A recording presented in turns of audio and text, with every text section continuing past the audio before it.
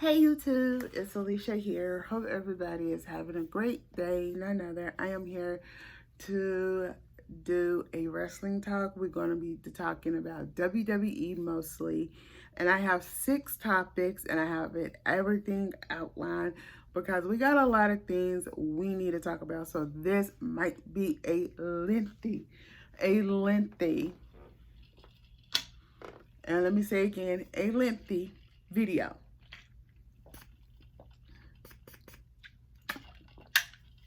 Make sure you get your water and your snack because we got a discussion. We got several discussions we're going to talk about. I'm going to try to keep the discussion not too long, but if I go a little winded, it's going to be, I have to make it long because I'm trying to get my point across.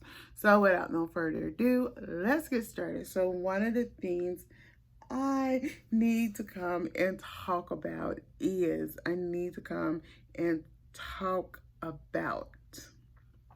the bloodline.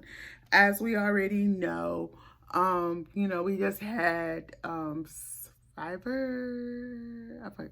Money in the Bank. We just had Money in the Bank match, and we just saw Roman Reigns and Solo versus Jay and Jimmy Uso. Now, as you know already, they are kind of already teasing, well, they kind of already have teased the breakup. And I'm just like going, okay, that's good in the fall. That's good and dandy. So we're going to have to see where that storyline is going to go. But you have to think, it always been some kind of like tension between Roman Reigns and Jimmy Uso.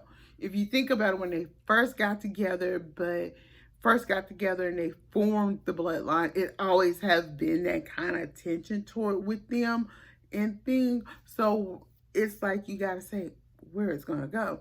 And I'm hoping this is the time where WWE would bring in Rikishi and do something with the bloodline of having Roman Reigns, having Rikishi, Roman Reigns,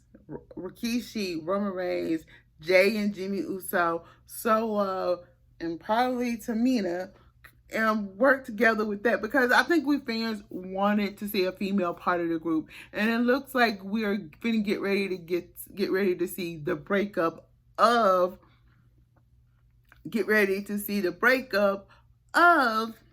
the bloodline. So that's my opinion on that. But I want to come and talk about potential factions that WWE might break up. As y'all know, WWE is very quick of breaking up. Very quick. Y'all know, no snaps. Well, let me just say it like this. Very quick of breaking up tag teams and factions before they get even started good. Y'all remember what happened to the Hurt Business? They was very successful in 2020 doing the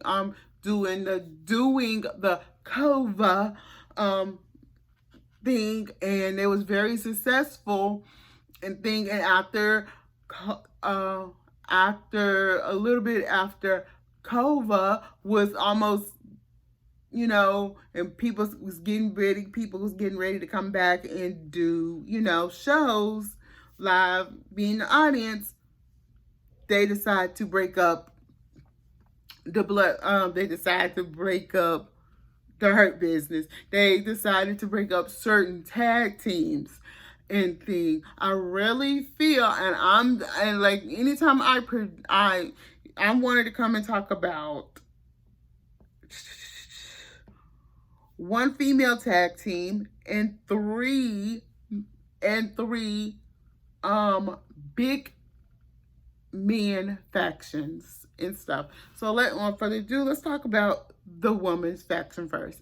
So as y'all know, Io Sky recently won the women's Money in the Bank match, and Bayley was in the match, and she had to handcuff Bayley and her. So they kind of slowly is right now building tension between Io Sky and Bayley.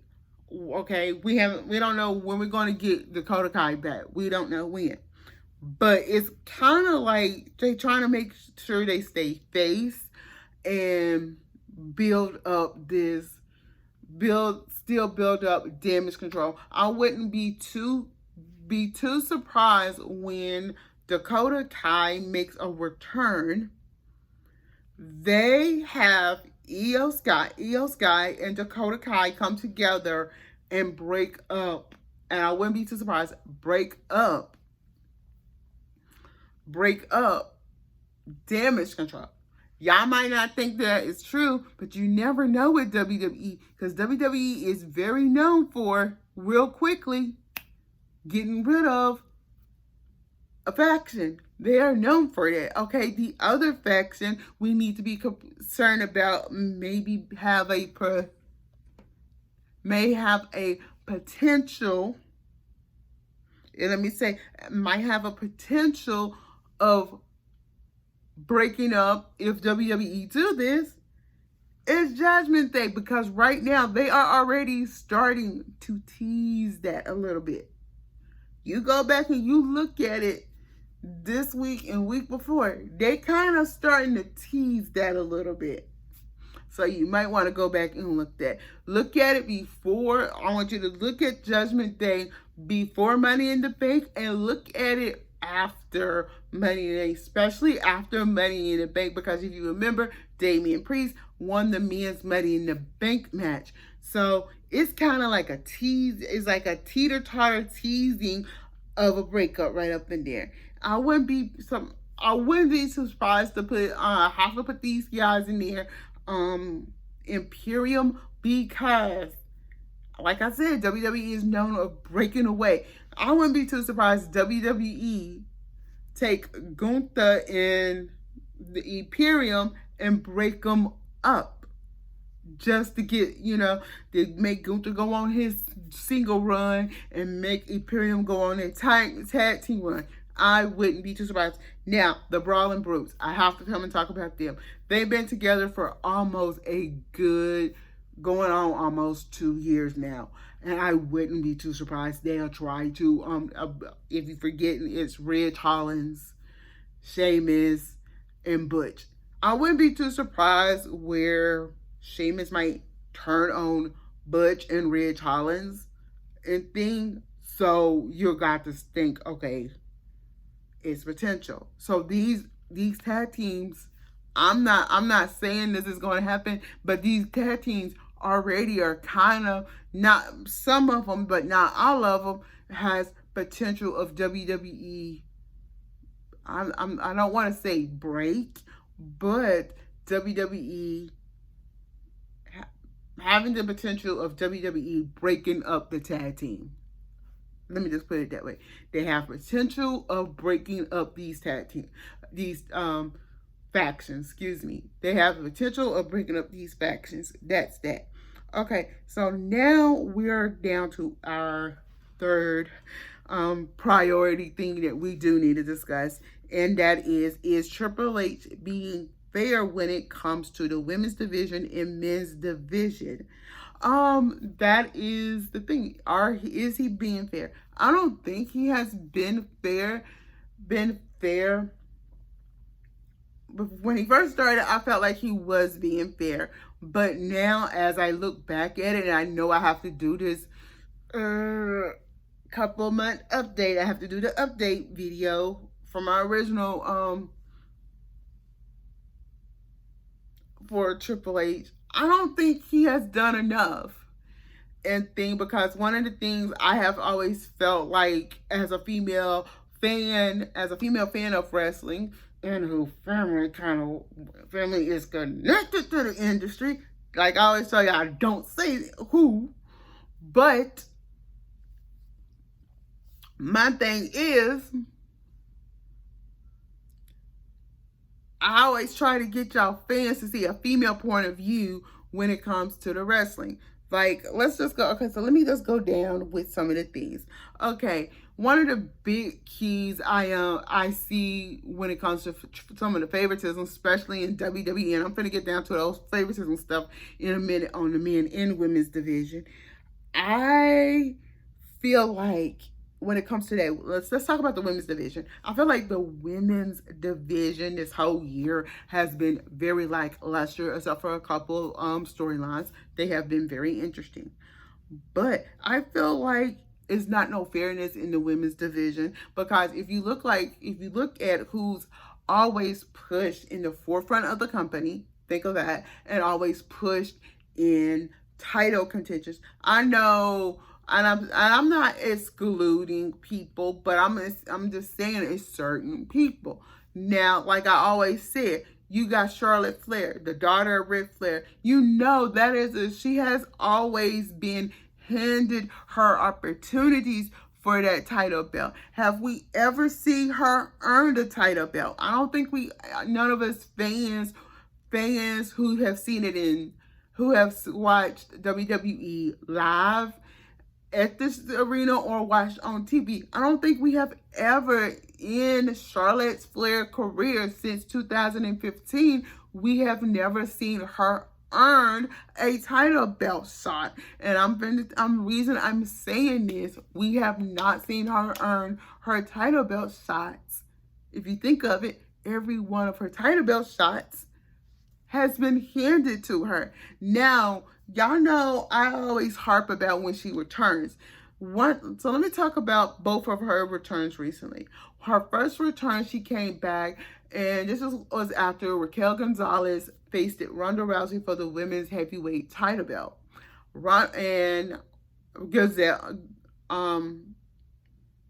Rodriguez lost the title. If you remember, Charlotte Flair came in and challenged for that title right then and there for the title. And y'all didn't think that was a problem the first time around? But coming back after Asuka defeats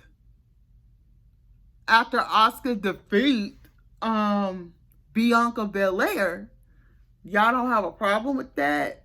And Charlotte comes in and jumps the line, and they hands her a title belt opportunity where Bianca is trying to get her rematch. That's not fair. That's not fair. So I need y'all to think about it.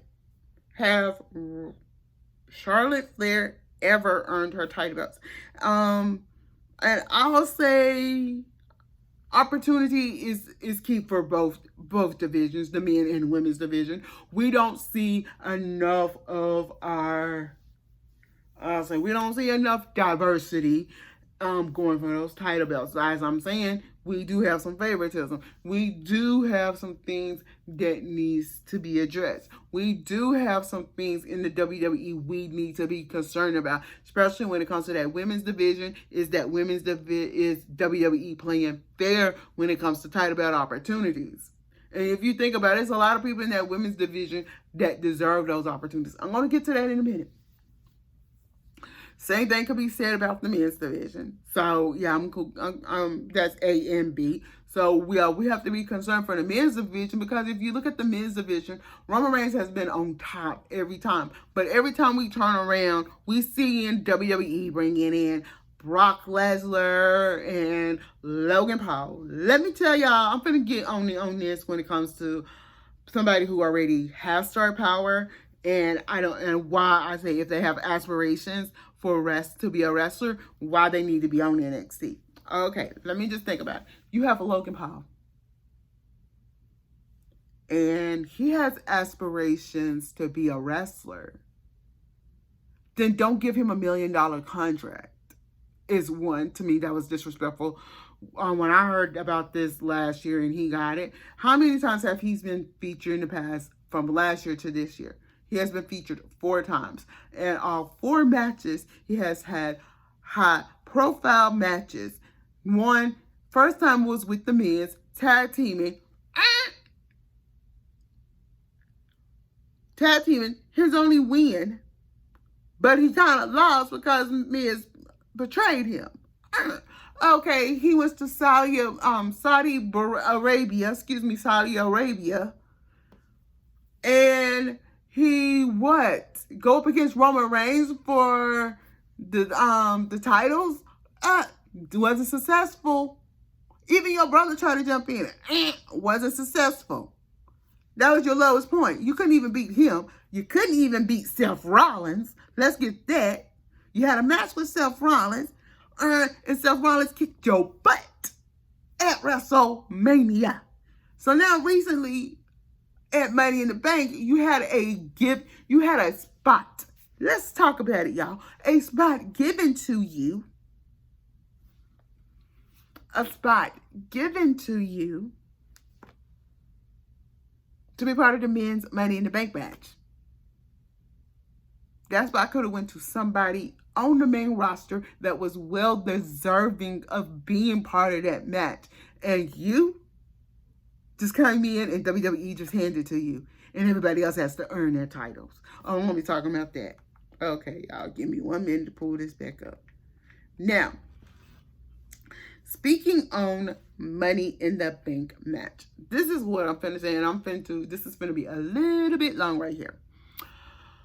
Okay, when it comes to the men and women's Money in the Bank match, I think the men's and women's Money in the Bank match really needs to be revamped. Okay, I'm finna tell you why, and it's based on who is anticipating. All right. I feel the following. Nobody who has celebrity status, nobody who has a celebrity status like Logan Paul should ever participate in the men or women's Money in the Bank match. Okay. Do I feel like legendary wrestlers should be participants in the Money in the Bank match? No. So having Trish part of the women's Money in the Bank match, that devalued the match a little bit. I'm sorry, y'all, but I'm being honest. Number one, you shouldn't even have nobody who has prior been in the women or men's Money in the Bank match. All I'm saying is the men and women Money in the Bank match should have been all fresh faces. Zelina Vega, this would have been her first Money in the Bank match. I welcomed that this year. Io Sky, I welcome that. And Zoe Stark, I welcome that. But the three I had a problem with in the women's match was Trish Stratus, Bayley, and Becky Lynch. Them three should have not been in that match. Those three should have been people who are not hardly featured for those opportunities. The same could be said for the men's division. All of the Money in the Bank participants should have not been, and I'm just saying, should not be someone who has at least been who has been part of the Money in the Bank match at least once or twice or 3 times. If they've been up in the Money in the Bank match more than 6 times, they don't need to be qualifying. That's one. Number 2, let's get this straight. Number 2, and I'm going to say it. Number 2, the Money in the Bank match should be all for fresh faces or people who are not getting those opportunities. People like Dana Brooks, and everybody was wanting Dana Brooks part of this match. We didn't get that. She had it 1 year, but it was during the pandemic. We want to see her actually win something. Okay. That is that. Okay.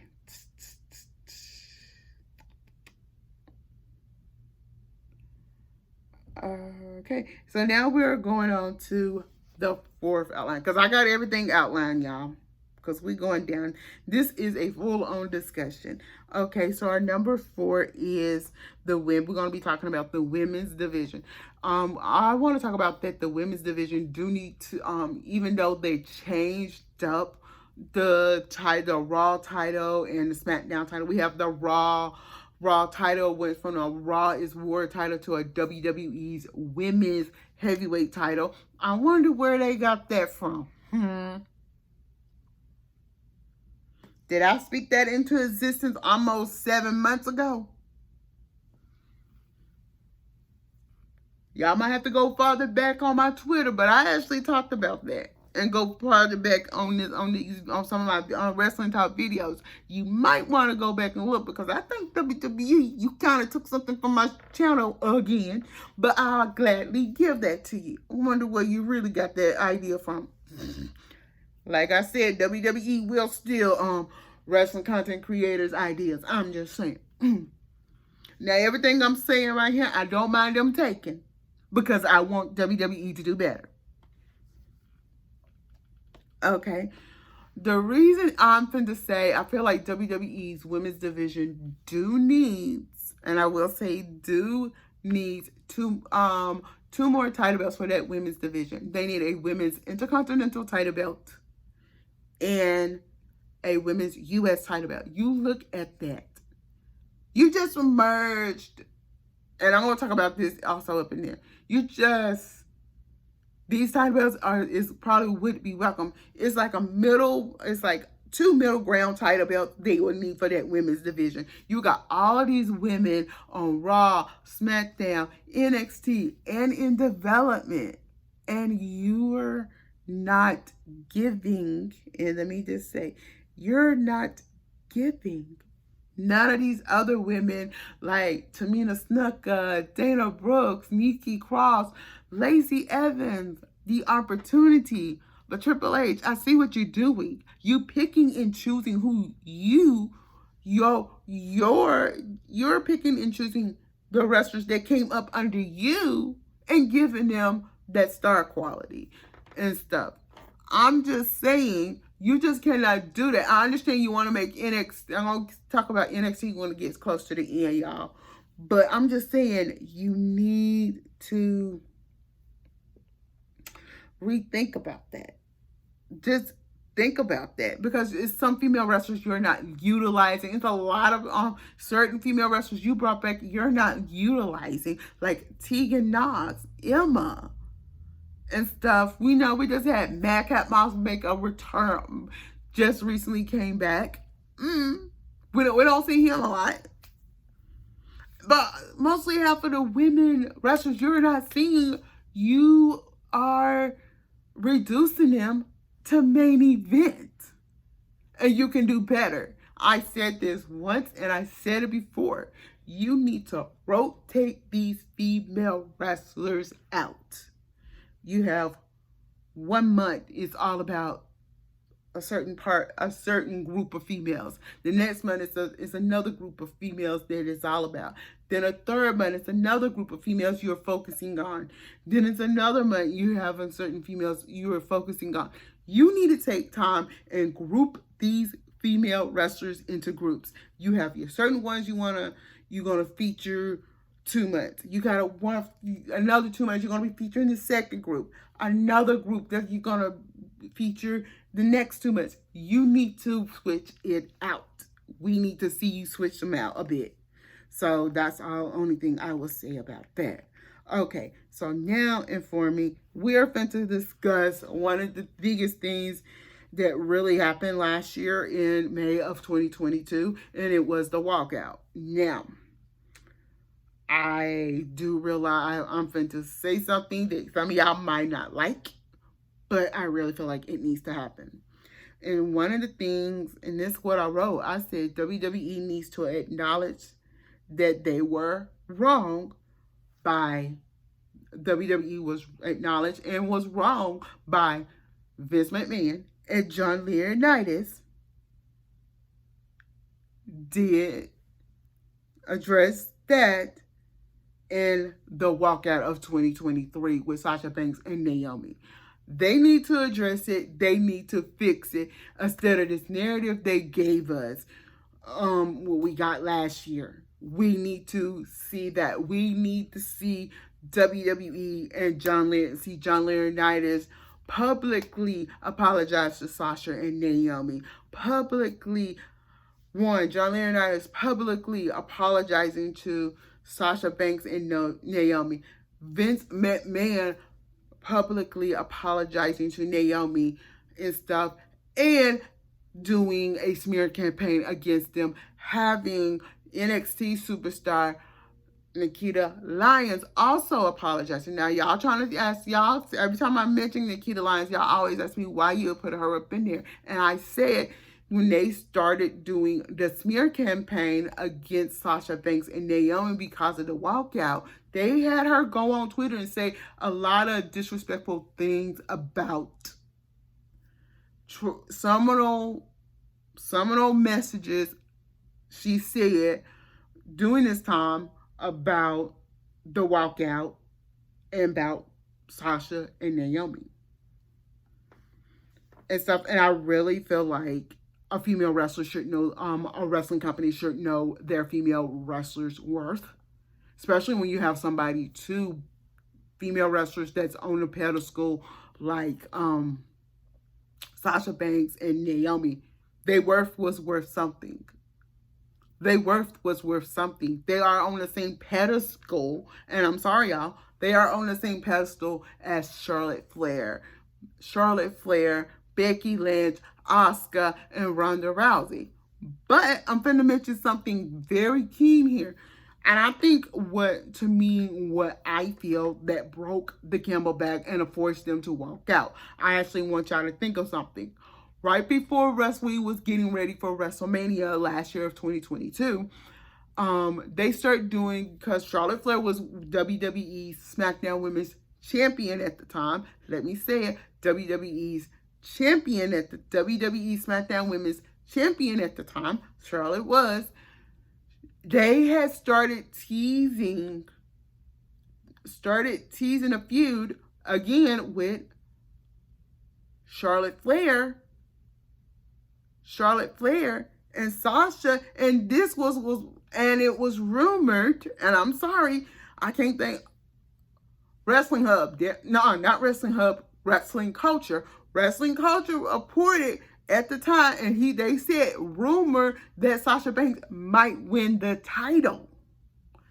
I don't know if they still got the video up, but I remember it's between Wrestling Culture and some other wrestling show. They did say it was a possibility that they are going to put the title on Sasha.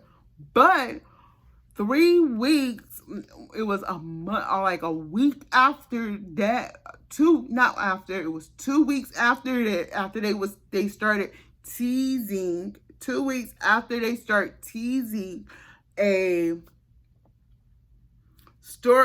feud between Sasha and Charlotte for the women's title belt at WrestleMania.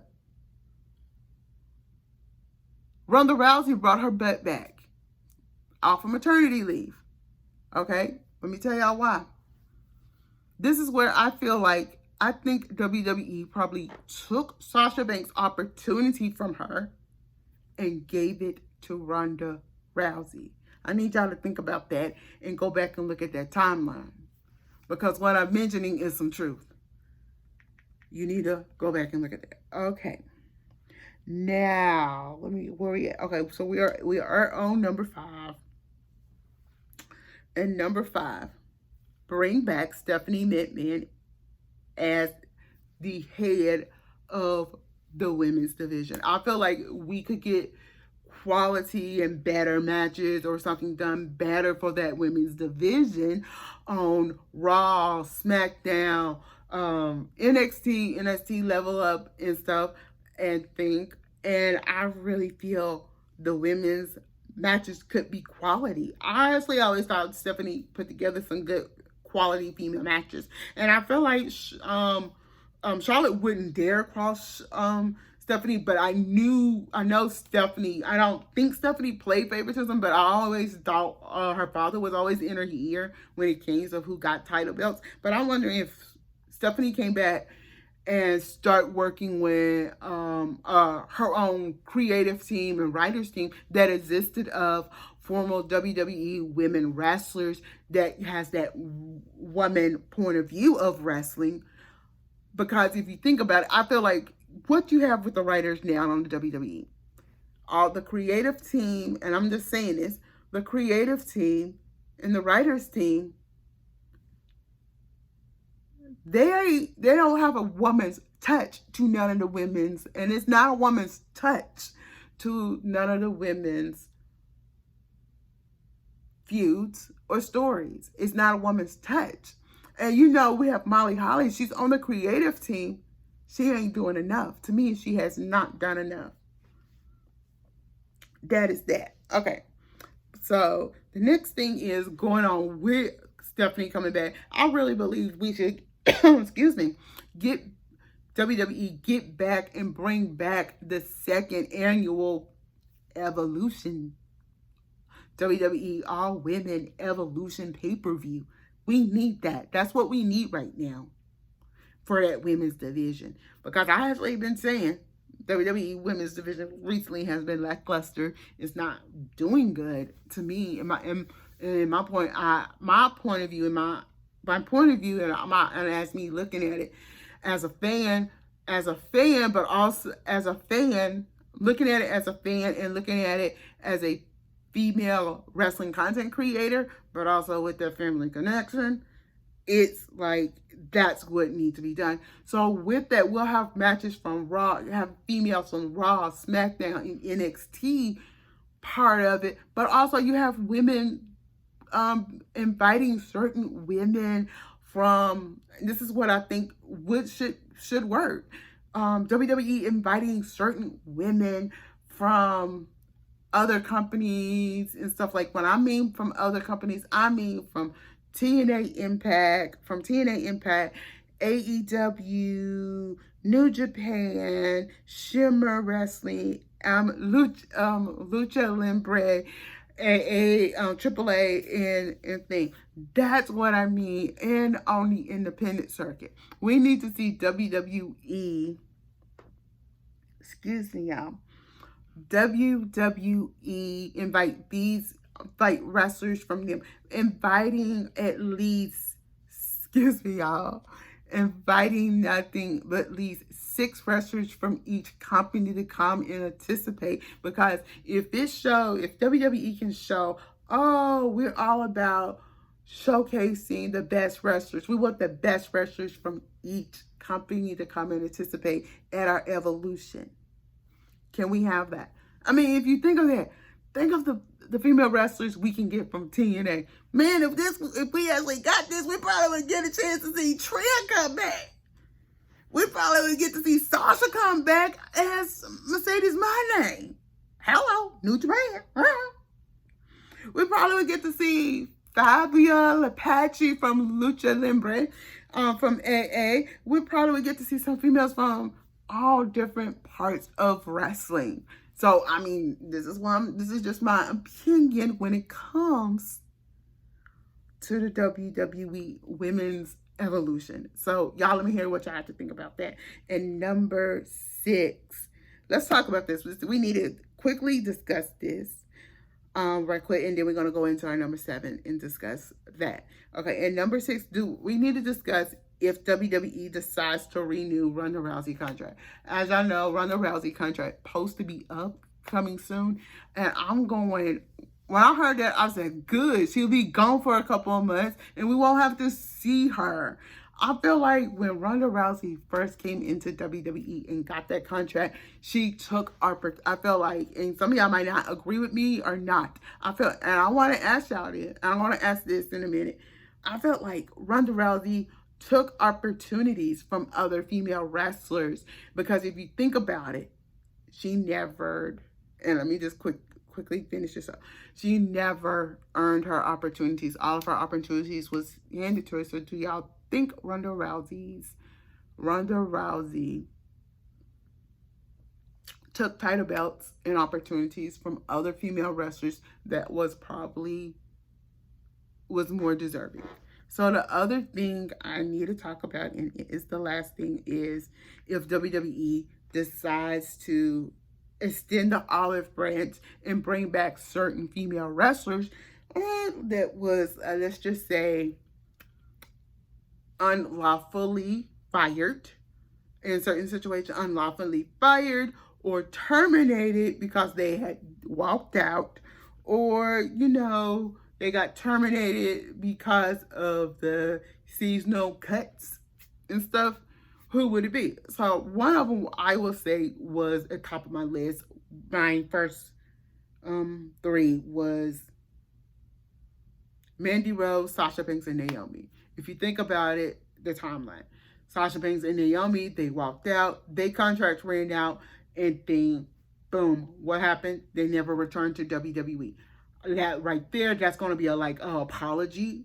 An apology would need to be made before they would ever return to WWE.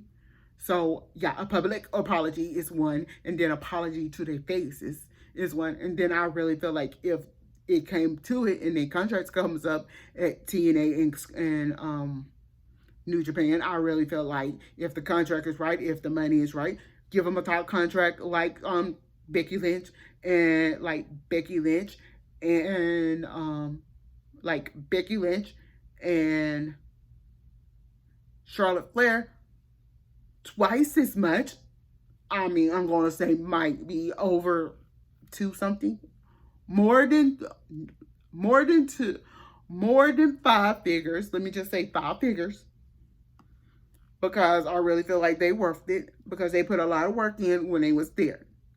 That's the only way I feel like them two will come back, because of their worth. Okay, that's that. Now the second thing was Mandy Rose. I think she was wrongfully terminated over something that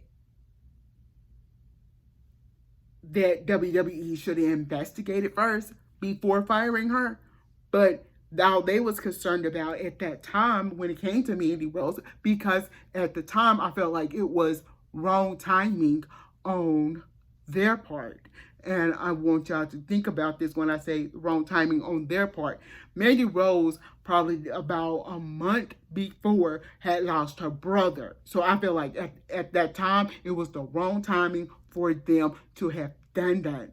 And I really do believe Mandy Rose was lawfully, and I'm sorry, no, I'm using legal terms, non-lawfully terminated.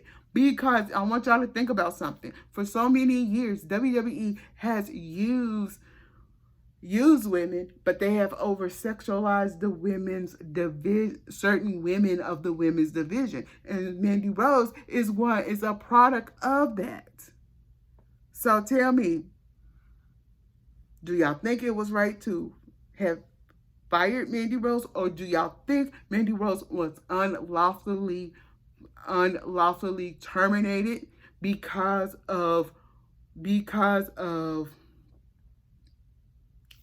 WWE having deals with Mattel and Disney? I want y'all to answer that. And the last two names is Mickie James. I really feel like when they came to the quarter of who they who are they releasing, Mickie James was lawfully released, but the way that she was released and then the aftermath after that's the second reason. Now I'll say Lana was in the same boat as Mickie, but it's like kind of on the lower, but it's more female wrestlers that really deserve to come back. I really say Nia Jax deserves to come back. Some of y'all might not agree with me. We got to see her briefly in the Women's Royal Rumble this year, but I really want to hear y'all out of everything that I talked about.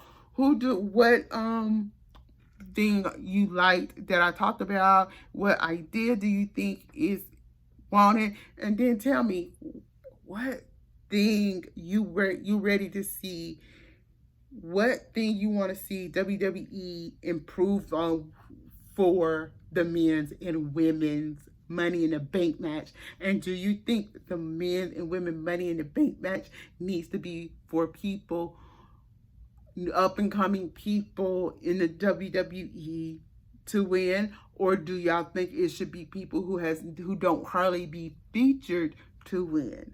And do y'all all think it's not fair that Charlotte Flair has never earned a women's title belt opportunity to be featured, but because she has always been handed an opportunity because of her last name? All right, y'all, that's all I have time for. I'm Alicia. Don't forget to thumbs up this video, comment below, and subscribe to my channel. Bye.